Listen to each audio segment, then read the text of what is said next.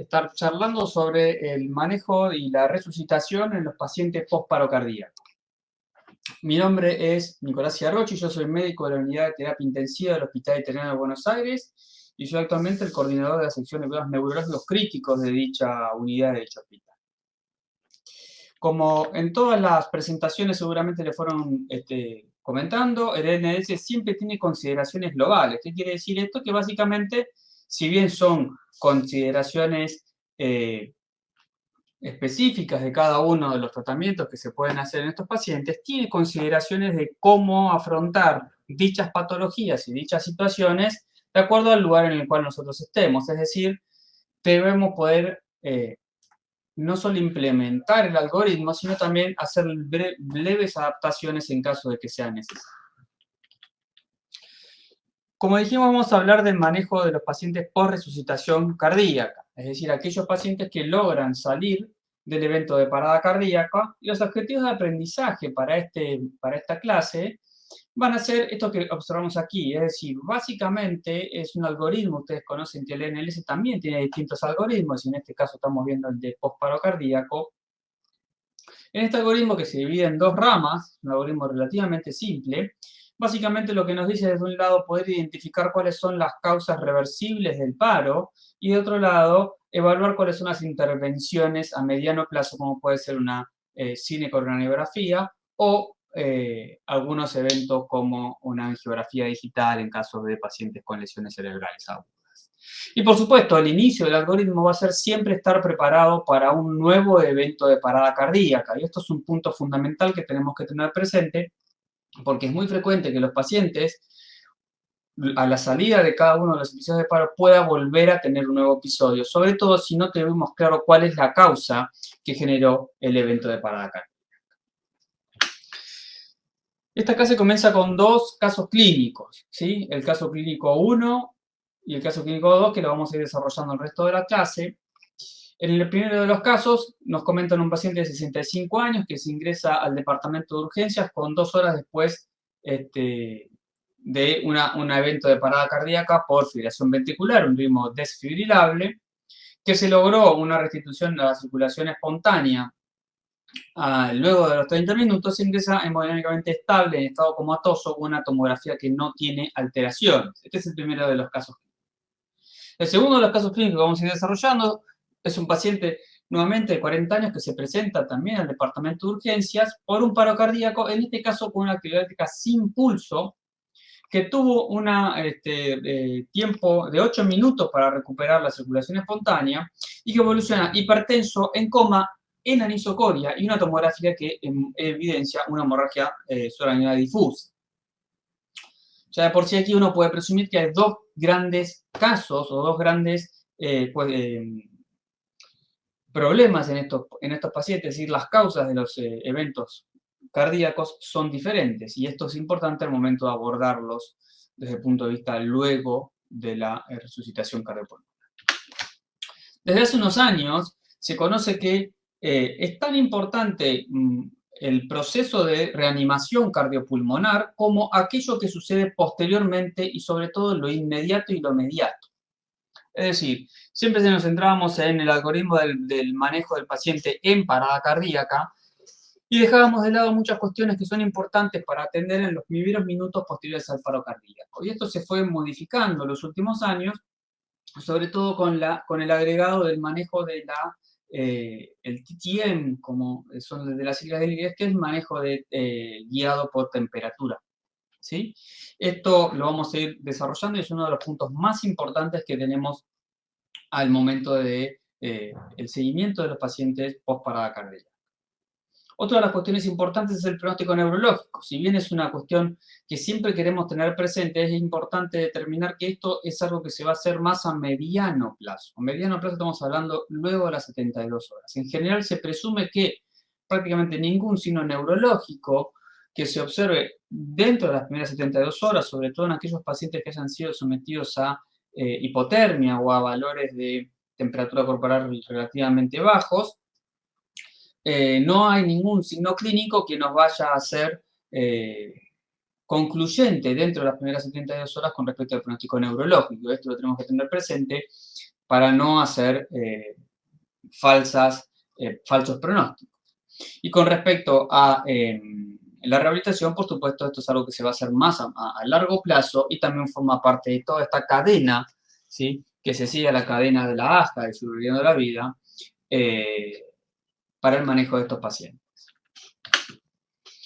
Con respecto al manejo prehospitalario y la estabilización inmediata, es algo que, bueno, más o menos se maneja también desde los algoritmos de la AJA, que tienen mucho en común con esto que estamos comentando, en donde por supuesto que tenemos que estabilizar si existe algún tipo de arritmia, estabilizar si hay una alteración hemodinámica y todo esto porque lo veníamos comentando, es decir, de 1 de cada 5 pacientes va a presentar un nuevo evento de paro cardíaco, sobre todo en aquellos pacientes en donde no tenemos clara la causa del evento que los llevó a la parada cardíaca.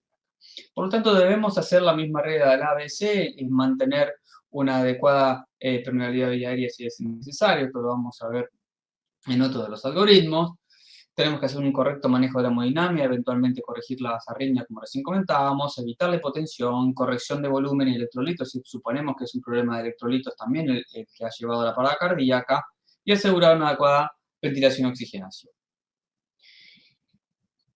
Por el otro lado, tenemos que intentar hacer todas aquellas, o considerar aquellas intervenciones que uno pueda llegar a favorecer la sobrevida a mediano plazo, y sobre todo en esto es la intervención coronaria en aquellos pacientes donde tengamos una alta sospecha de que puedan tener un evento coronario agudo. Y esto es lo que recién decíamos. Si bien vamos a hacer un par de aclaraciones sobre el manejo de la temperatura dirigida en el prehospitalario, es importante siempre tener presente que la temperatura es uno de los factores más importantes que uno debe controlar en los pacientes post parada cardíaca. Con respecto a la identificación de las causas, recién decíamos que es otro de los ejes principales de este algoritmo, y en general, esto no es algo que es sí o sí, pero en general, los pacientes que presentan algún evento cardiovascular, sobre todo un síndrome coronario agudo, van a presentarse con eventos súbitos de fibrilación ventricular o taquicardia ventricular como métodos más comunes o más factibles de parada cardíaca. Por lo tanto, en aquellos pacientes que en el prehospitalario presentaron este evento, uno debe suponer que es un síndrome coronario agudo, aunque no siempre es así. En cambio, los pacientes que presentan patologías neurológicas o algún otro tipo de patología, como puede ser un trauma craneoencefálico, un TEP, tóxicos, además, en general son pacientes que se presentan con actividad eléctrica sin pulso posterior a una bradicardia, que es mucho de estos escenarios. Entonces, en estas dos cuestiones, ya el ritmo que presenta el evento del paro nos puede acercar o dirigir hacia cuál podría llegar a ser la causa de este evento. Esto es importante porque, como recién decíamos, identificar la causa me va a permitir hacer el tratamiento más importante, que es el de intentar evitar de que vuelva a ingresar a este evento cardíaco. La principal tema que vamos a charlar o que se charla durante todo el algoritmo de el INLS es el manejo de la temperatura dirigida, como recién decíamos, el TTM de sus siglas en inglés. Y esto es porque aparentemente tenemos mejores resultados neurológicos en aquellos pacientes en que uno, desde el prehospitalario, que hayan presentado una parada cardíaca con ritmos desfibrilables, en el extrahospitalario podríamos tener un beneficio si logramos tener hipotermia. A esto vamos a ver cuáles son las evidencias con respecto a esto. ¿Y cuál es la presunción de que la temperatura dirigida puede llegar a ser favorable? Bueno, básicamente porque hay dos cuestiones importantes. Uno es que disminuye la tasa metabólica cerebral, y además es que disminuye o atenúa las vías celulares que van a estar involucradas en la lesión celular secundaria, ¿sí? Es decir, disminuye el daño por isquemia reperfusión, que es el principal problema que presentan los pacientes con restitución a la circulación espontánea, sobre todo luego de una determinada cantidad de tiempo de parálisis cardíaca. En base a esto, tanto la AJA como las distintas sociedades científicas, incluyendo la Neurocritical Care Society, recomiendan que la institución oportuna de la terapia de temperatura dirigida, con un objetivo que es muy amplio, y ahora vamos a charlar por qué es tan amplio este objetivo, de 32 a 36 grados. Es importante tener presente cuando uno dice 36 grados, no estamos diciendo que la temperatura corporal se deja librada al azar, sino que es una temperatura controlada en 36 grados. Vamos a hablar un poco más sobre esto porque, como les digo, el manejo de la temperatura dirigida es uno de los ejes principales del algoritmo de la neurocrítica, de la INLS de la neurocrítica adversarial. Como siempre también dentro de los algoritmos tenemos el checklist dentro de la primera hora. Esto básicamente está repasando lo que veníamos diciendo. Debemos iniciar un soporte hemodinámico ventilatorio. Debemos evaluar cuáles son las causas tratables del PCR para intentar evitar de que vuelva a ingresar en un evento de parada cardíaca. Determinar si está en condiciones de manejo terapéutico de la temperatura, que hoy vamos a charlar un poco sobre eso. Inducción de la misma. Y, por supuesto, considerar transferencia de centro especializado, como siempre, en caso de que sea necesario. ¿Cuáles son las indicaciones, entonces, del manejo de la temperatura corporal? Sobre todo, lo que se acepta actualmente es que aquellos pacientes que presentan un paro cardíaco extrahospitalario con ritmo desfibrilable es una fuerte recomendación en base a los estudios de principio de los años 2000, en donde había una evidencia favorable para su uso. Por eso es una fuerte recomendación. Y en aquellos que no tienen ritmo desfibrilable extrahospitalarios o en aquellos pacientes en el intrahospitalarios, son recomendaciones débiles. Es importante destacar que si bien tenemos recomendaciones fuertes y débiles, se presume que el beneficio del uso de la temperatura dirigida debe ser por igual en aquellos pacientes que presentan ritmos desfibrilares o no desfibrilares intra o extrahospitalarios, debido a que, más allá de la causa primaria que ha llevado al paro cardíaco, el objetivo siempre es evitar la lesión cerebral secundaria que presenta mecanismos similares, sin importar cuál es la causa de la parada cardíaca. ¿Qué quiero decir con esto? Quiero decir que si bien hay mayor evidencia para pacientes con paros cardíacos extrahospitalarios con ritmo desfibrilable, no quiere decir que en los otros escenarios no debamos considerar o utilizar la terapia dirigida de temperatura. ¿Cuáles son las principales contraindicaciones? Sin ningún lugar a duda, aquellos pacientes que tienen una recuperación neurológica rápida. ¿Qué quiere decir esto? De aquellos pacientes que logran responder órdenes dentro, en general, de los 30 minutos del evento, uno sabe que es un paciente que en principio tiene buen resultado neurológico y no va a tener ningún tipo de indicación del manejo de la temperatura corporal. Por supuesto que aquellos pacientes que presentan enfermedades terminales u órdenes de no reanimación, no tiene mucho sentido hacer la terapia dirigida de temperatura. Y en aquellos pacientes que ya han pasado más de 12 horas de la restricción de la circulación espontánea, en general no tiene, o se presume que no hay un beneficio, por lo tanto son las principales contraindicaciones para el uso de la terapia dirigida por la temperatura. Volviendo a los casos clínicos, ¿sí? La pregunta es, bueno, de acuerdo a lo que nosotros recién comentábamos de nuestros casos, ¿estos pacientes son candidatos o no al manejo de la temperatura corporal? Y en ambos casos, si bien uno puede ser etiología cardíaca y otro por la hemorragia subaracnoidea, nuestros pacientes entraban con deterioro de estado de la conciencia, por lo tanto, sí son candidatos a la terapia dirigida. Ahora, ¿qué tenemos de evidencia con respecto a esto? Recién lo comentábamos, ¿bien? Hace unos años, en el 2002, salieron dos artículos muy juntitos entre ellos en donde compararon el manejo de la temperatura con hipotermia leve, 33 grados, durante 12-24 horas para pacientes que han presentado fuera del hospital ritmos desfibrilables. Bien, y estos dos estudios mostraron resultados muy similares en donde mostraron un claro beneficio en los pacientes en donde se usaba hipotermia terapéutica, sin tener graves complicaciones. Por lo tanto, en aquel momento se había instaurado como que la hipotermia terapéutica debería ser utilizada en todos los pacientes en donde uno logre restituir la circulación espontánea, sobre todo en aquellos pacientes con paros cardíacos extrahospitalarios y ritmos desfibrilares, que fue la población que usaron en estos dos estudios. Ahora, años más tarde, en el 2013, el estudio TTM intentó probar, bueno, es lo mismo usar 33 que 36 grados, es decir, es importante destacar que en los estudios previos del 2002, como recién decíamos, en la rama en donde no se hacía terapéutica con hipotermia, se dejaba casi libre la evolución de la temperatura corporal, por lo tanto había una serie de pacientes que habían logrado o que habían llegado a tener episodios febriles. Entonces la pregunta del equipo escandinavo del TTM lo que intentó determinar es si controlando la temperatura a 36 grados hay diferencia versus 33, teniendo presente de que hay algunas alteraciones o cambios corporales, que después lo vamos a ver, que se producen a 33 grados predominantemente, que pueden llegar a tener alguna serie de complicaciones. Por lo tanto, intentaron determinar si estos dos targets terapéuticos son diferentes. Ellos juntaron casi 1000 pacientes, también extrahospitalarios, y lo que encontraron es que básicamente no hay diferencia de mortalidad y resultados neurológicos en aquellos pacientes en donde se los randomizaba a 33 versus 36 grados, ¿sí? Con un periodo de intervención de 36 horas, como ustedes ven ahí. Bien, entonces esto tiró por tierra mucha de la parte de lo que era hipotermia hasta ese momento, en donde se tomaba como casi un gol estándar, para poner por lo menos en duda y poner en consideración que cuando nosotros hacemos un correcto manejo de la temperatura corporal cerca de los 36 grados, podríamos llegar a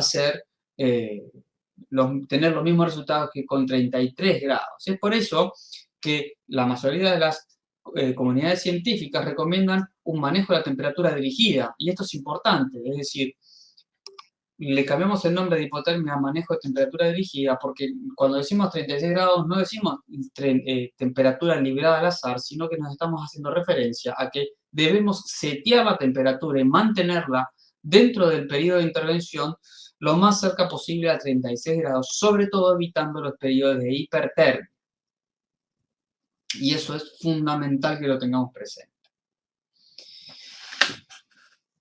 Y es por esto que las comunidades científicas adoptan que uno puede usar temperatura dirigida entre el rango de los 33 a 36 grados, ¿sí? Teniendo presente que puede haber algunas situaciones donde puede ser mejor 36 y en otros mejores podemos ir hasta 33 grados. El manejo de la temperatura, nuevamente, independientemente del objetivo que nosotros pongamos, tiene que ser una gestión activa, y esto que lo que recién decíamos, es decir, si yo seteo 36 grados, tiene que ser de forma activa, y para esto tenemos que tener distintos dispositivos, que después lo vamos a nombrar, sobre cómo vamos a inducir y mantener la temperatura de estos pacientes, es decir, no es librada al azar, debe ser con controles estrictos. Es importante prevenir la presencia de temblores o de shivering, su palabra en inglés. ¿Por qué? Porque tiene muchas complicaciones en aquellos pacientes que se presentan shivering, sobre todo en aquellos pacientes que están, y es más frecuente que se presente el shivering, en aquellos pacientes que estamos seteados en 36, en aquellos pacientes que están seteados en 33 grados, el shivering no es tan frecuente. Como recién decíamos, debemos tener un servicio dirigido y controlado del manejo de la temperatura, y para esto tenemos que tener todo un equipo de apoyo, toda la institución debe estar conocida y programada cómo es y cómo se setea y cómo se maneja este tipo de pacientes, porque no es algo que se usa, por supuesto, de forma tan rutinaria ni tan frecuente.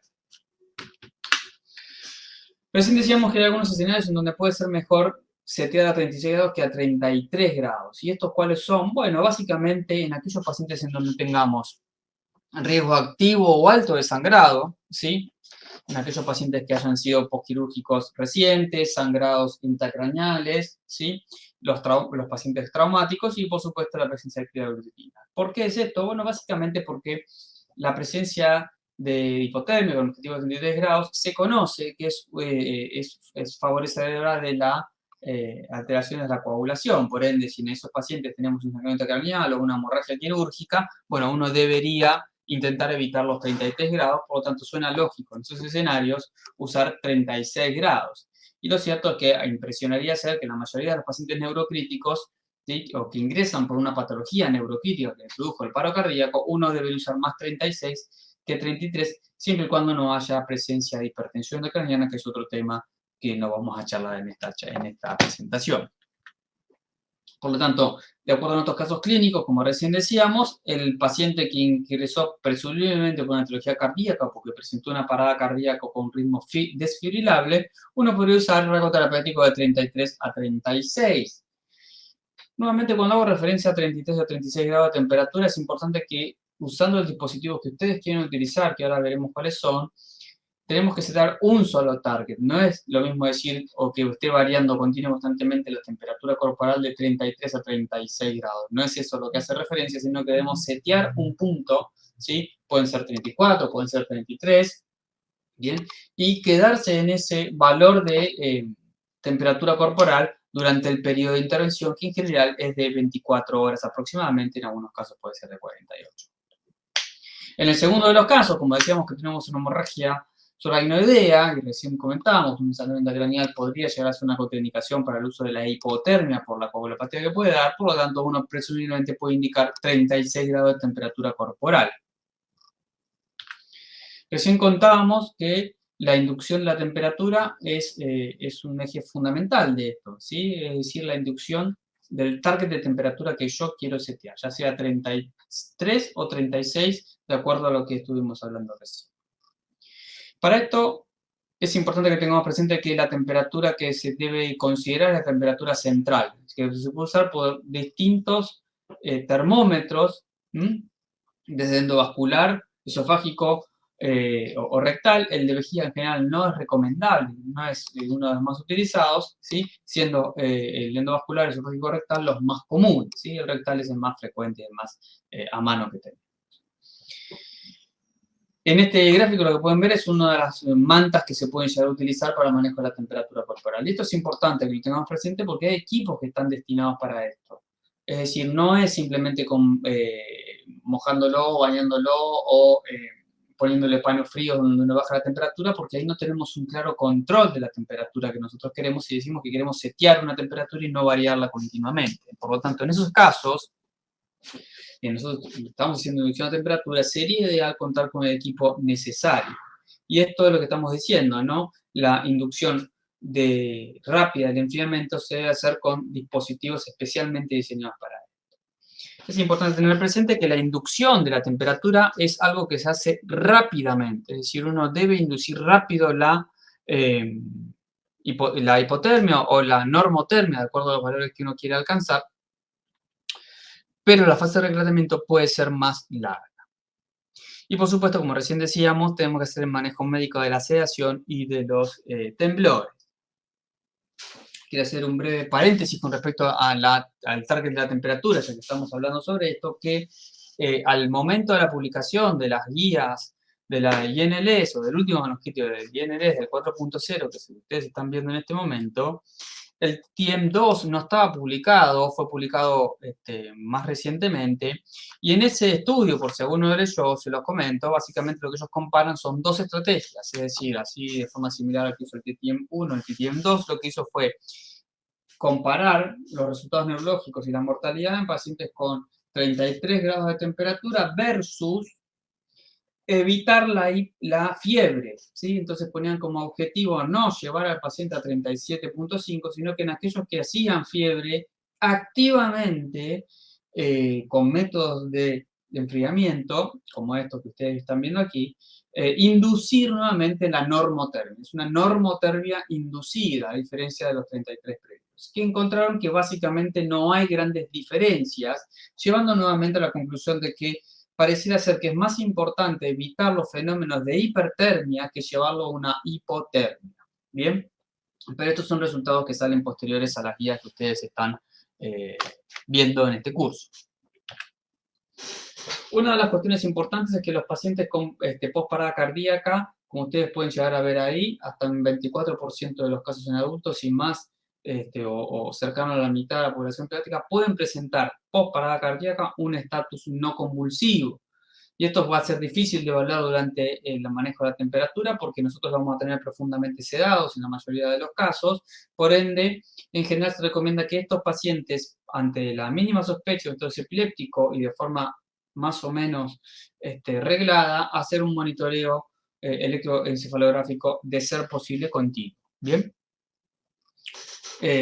Por supuesto que este electroencefalograma también puede llegar a ser útil para algunos patrones que nos pueden llegar a ser para el pronóstico, pero como decíamos, hay que tener presente que uno no debe hacer un pronóstico neurológico hasta luego de 72 horas del evento cardiovascular o cardíaco. Con respecto al manejo del shivering, esto recién lo decíamos, en general el shivering los temblores, lo que sucede es que el cuerpo intenta volver a la temperatura normal, que es cercana a los 36,5. Por lo tanto, lo que hace son temblores y intentando aumentar la temperatura. Esto va a generar un aumento de la demanda metabólica y, por supuesto, un aumento de la lesión secundaria con un aumento del consumo de oxígeno. Por lo tanto, esto se tiene que intentar evitar porque justamente lo que estamos intentando lograr, es decir, disminuir el consumo de oxígeno y disminuir la lesión secundaria. Esto es más frecuente, el shivering, que se presente cuando seteamos las temperaturas cercanas a 36 grados, porque cuando estamos en 33 grados, este fenómeno generalmente está abolido. ¿Cuáles son los tratamientos que se pueden utilizar? Bueno, lo que ustedes ven aquí, ¿no? Se puede usar todo un perfil farmacológico desde antipiréticos como el paracetamol, o en algunos casos se puede usar dipirona, un serotoninérgico como la buspirona, que también intenta disminuir el shivering, analgesias como fentanilo o meperidina, bien, drogas sedativas, y en aquellos donde el Precedex es una de las más comúnmente utilizadas para intentar disminuir el shivering, ha logrado muy buenos efectos debido a que es una agonista alfa central. Y en aquellos casos en donde no se logre controlar, uno ya podría llegar al uso de bloqueantes neuromusculares con el objetivo de, como recién les comentaba, disminuir la demanda metabólica y el consumo de oxígeno que se está dando en estos pacientes. Hay unos cambios fisiológicos que son importantes que tenemos que tener presentes durante la terapéutica guiada por temperatura, sobre todo en aquellos pacientes que llegamos a la hipotermia, en donde la bradicardia puede llegar a ser uno de los más importantes. No es un gran inconveniente en la mayoría de los casos, sobre todo si las temperaturas son mayores a 33 grados. ¿Sí? En aquellos pacientes donde la temperatura por error se disminuye a menos de eso, tanto las arritmias como la bradicardia puede llegar a ser un problema.